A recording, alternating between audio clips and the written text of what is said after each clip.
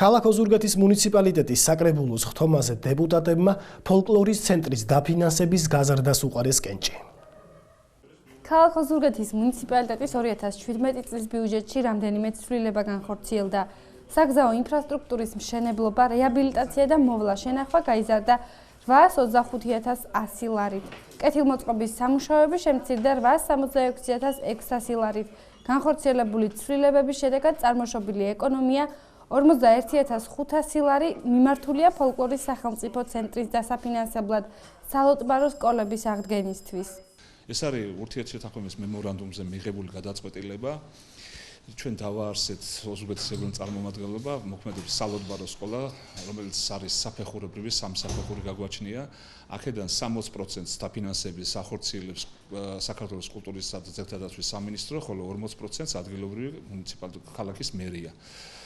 ეს მოხორციელდება პროექტის ოზურგეთის ფოლკლორის ქალაქის ფარგლებში, როგორც თქვენთვის ცნობილია, მიმდინარეობს რეაბილიტაცია შენობის, თვითონ ფოლკლორის ცენტრი ახორციელებს 1.5 მილიონიან ინვესტიციას და სექტემბრის თვეში უკვე ჩვენი წარმომადგენლობა გადავა ახალ გარემონტებულ შენობაში. 2017 წლის ბიუჯეტში ცვლილებებს არ ეთანხმება საკრებულოს დამოუკიდებელი დეპუტატი ლევან გელაძე. ცვლილებების თანახმად ქალაქში რამდენიმე ვიდეო თვალი განთავსდება.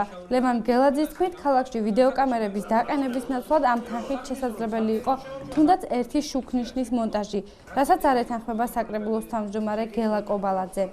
გება სათვალთვალო კამერები. სათვალთვალო კამერები, რომელშიც იხარჯება 36.000 ლარი.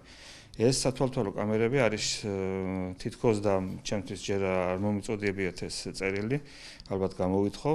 შინაგან საქმეთა სამინისტროდან არის წერილიო, რომელიც გვავალდებულებს ქალაქის ტერიტორიაზე განთავსდეს სათვალთვალო კამერები. ეს არის სუფთა შინაგან საქმეთა სამინისტროს პრეროგატივა და არა ქალაქის ბიუჯეტიდან დასაფინანსებელი თანხა, რომელიც შეიძლება სხვა უკეთეს პროექტებს მოხმარდეს, როგორც ინფრასტრუქტურული თუ სოციალური დახმარებები.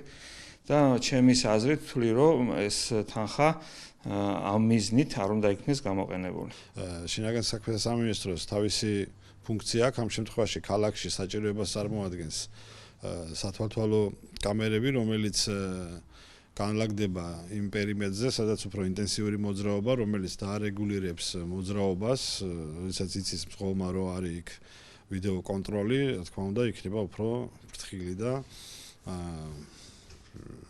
მოწესრიგებული მოძრაობა. აქ მე სხვას ვერაფერს ვერ ვხედავ, უნიშნელოს და განსაკუთრებულს ყველა ქალაქში არის და იქნება ოზურგეთშიც. სხდომის დასასრულს ლევან გელაძემ დეპუტატების ყურადღება ერთ საკითხზე გაამახვილა. შემოქმედებლის ქუჩის საბავშვო გასართობის სკვერის მომწყობ ერთ-ერთ კომპანიას შესრულებული სამუშაოების სანაცვლოდ დიდი თანხები აქვს უკვე გახარჯული. როგორც დეპუტატი ამბობს, თუ შესაბამისი უწყებები ამ საკითხით არ დაინტერესდებიან, ის და მისი ამომრჩეველი შეეცდებიან საკითხის მოგვარებას. საკრებულოს თავმჯდომარის თქმით, შემოქმედებლის ქუჩაზე სკვერის მშენებლობა დასრულებული არ არის. წოდებულ საქანელას, რომელიც დოკუმენტაციაში იყო წარმოდგენილი, ხირდა 1525 ლარი. ეს საქანელა, რაც იმ მშენებელმა გააკეთა, ნამდვილად არღის 1525 ლარი.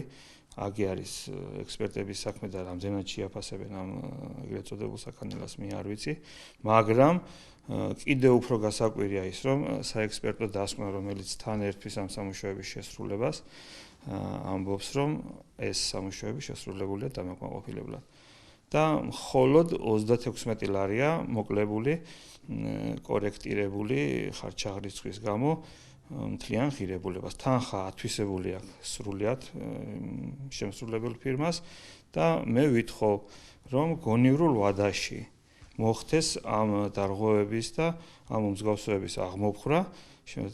შემოქმედებლის ქუჩის ბოლოში მოსახლეობის თხოვნით იქ მოეწყო ფანჩატური გადახურული სკვერი, სადაც გათვალისწინებული იყო საქანელის 2 იარუსიანი საქანელის მოწყობა, როგორც მე ვიცი.